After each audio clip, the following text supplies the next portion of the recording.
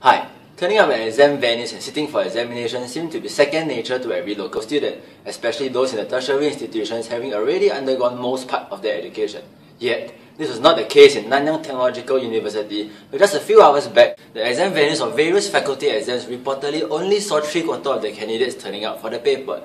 It is said that this was the students' reaction to the recent modification of the university's SU scheme. 我跟你讲啊，就是太过分了！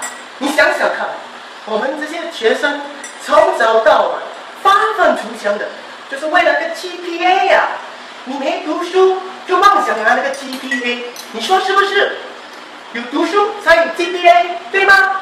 Well, I came to class early that day because there was an exam. To my horror, there was no one there, so I left.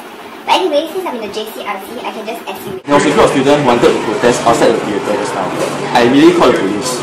The school will not tolerate such student influence.